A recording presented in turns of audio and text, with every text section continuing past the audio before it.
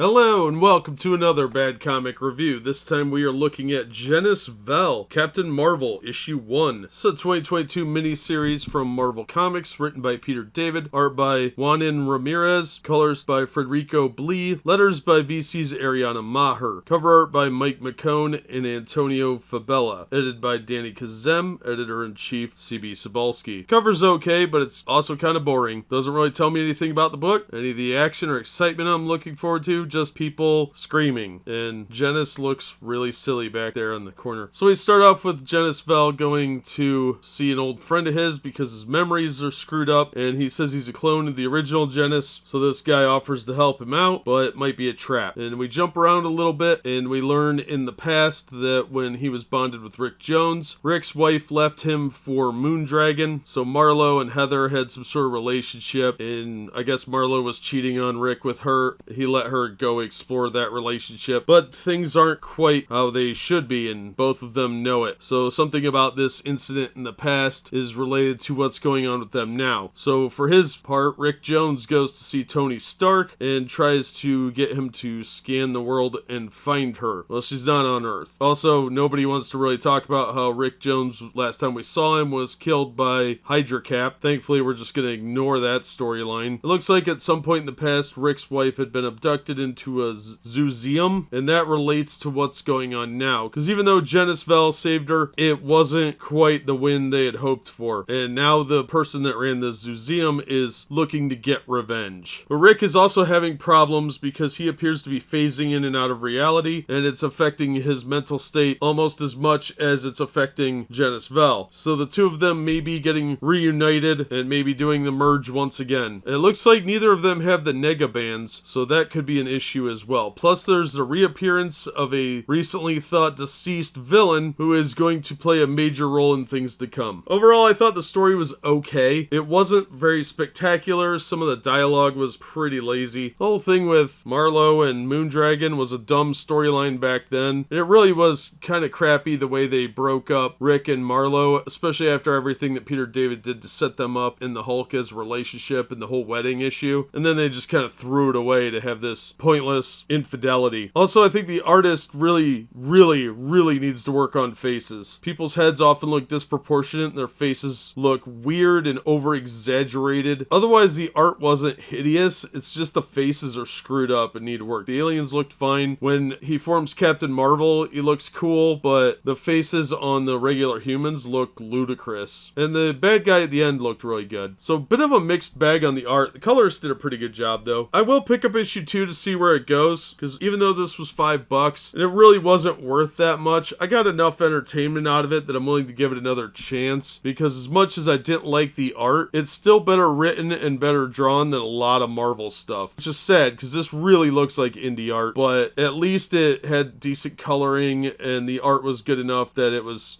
still better than a lot of the garbage that's being pumped out of Marvel. So I'll give it another chance to see if issue 2 gets any better, but unfortunately it's just kind of a mediocre comic. It's not horrible. There wasn't a lot of people sitting around talking about weird gender stuff or eating, but the dialogue just needed a little work. It was a little rough. I wasn't bored, but I was pretty close to it. So hopefully it picks up with issue 2. It doesn't look like they're going to go by the name Captain Marvel anymore, which is unfortunate. I like these guys as Captain Marvel a lot better than I like Carol Danvers. She should have stayed as Miss Marvel. Her character was much more interesting than when Brian Reed was writing her. So I'll give it another issue. That'll do it for this one. Thank you so much for listening and supporting the channel. If you enjoyed the video, please hit the like button and don't forget to subscribe so you don't miss future reviews. If you'd like to help the channel out in other ways, links are in the description to various support methods. And as always, we hope to see you on the next one.